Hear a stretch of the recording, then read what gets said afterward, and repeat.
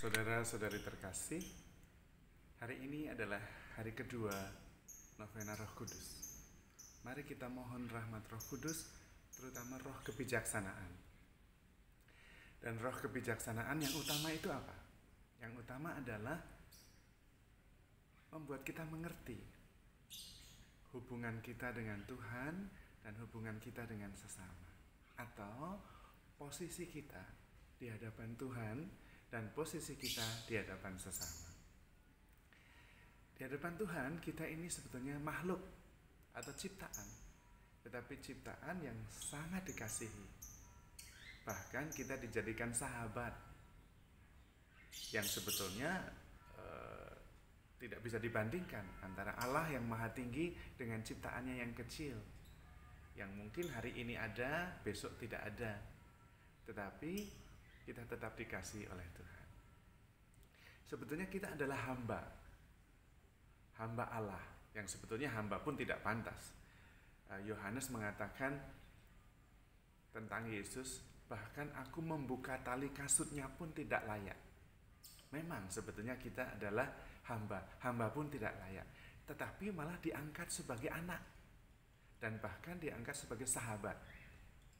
Itulah anugerah Allah, dan kita mohon supaya kita mengerti itu, menyadari bahwa kita sebetulnya hamba tetapi diangkat menjadi Allah dan kemudian dijadikan sahabat. Tentu bahagia, bersyukur, dan bergembira. Yang kedua, supaya kita mengerti bahwa Allah melakukan perkara-perkara besar dalam hidup kita. Karena kadang-kadang kita tidak sadar. Kalau kita kadang khawatir, kalau kita kadang takut, itu artinya kita tidak menyadari bahwa Allah itu melakukan perkara-perkara besar yang mungkin tidak terbayangkan karena Dia Allah dan kita manusia.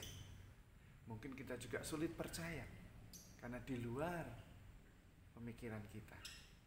Mohon rahmat Roh Kudus supaya kita bisa mengerti betapa Allah mengerjakan pekerjaan-pekerjaan agung sejak zaman dahulu sampai sekarang, bahkan juga dalam hidup kita yang konkret, sehingga kita tidak takut lagi, tidak khawatir lagi, karena kita mengerti dan percaya.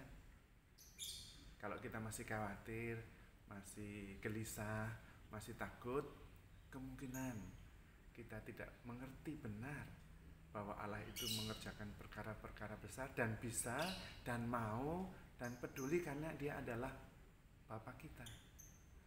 Atau kita kurang percaya bahwa Allah bisa mengerjakan pekerjaan-pekerjaan besar. Yang ketiga, kita bersyukur dan bersukacita karena Allah. Karena hidup kita sepenuhnya terkait dengan Tuhan sendiri, yang adalah Allah yang Maha Agung, yang mengerjakan perkara-perkara besar, tetapi sekaligus adalah Bapa kita, yang membuat kita menjadi terlindungi, damai sejahtera, dan penuh dengan rasa syukur. Maka dalam situasi apapun, kalau roh kebijaksanaan itu ada dalam diri kita, kita mengerti siapa diri kita, maka kita mengerti bagaimana harus bersikap kepada Allah, yaitu bergembira dan bersyukur, karena sungguh Allah melakukan perkara-perkara besar untuk hidup kita. Dan kita mengerti bagaimana kita bersikap dengan sesama.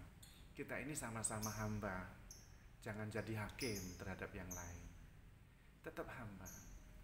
Kemudian juga kita terhadap sesama adalah saudara, karena kita mempunyai Bapa yang satu. Itulah roh kebijaksanaan, membuat kita mengerti bagaimana bersikap kepada Tuhan, bagaimana kita bersikap terhadap sesama, tetapi juga terhadap diri sendiri, sehingga kita tidak putus asa, selalu bersyukur dan bergembira karena ada di dalam perlindungan Tuhan yang Maha Kuasa, Maha Baik, dan Bapa kita. Tuhan memberkati.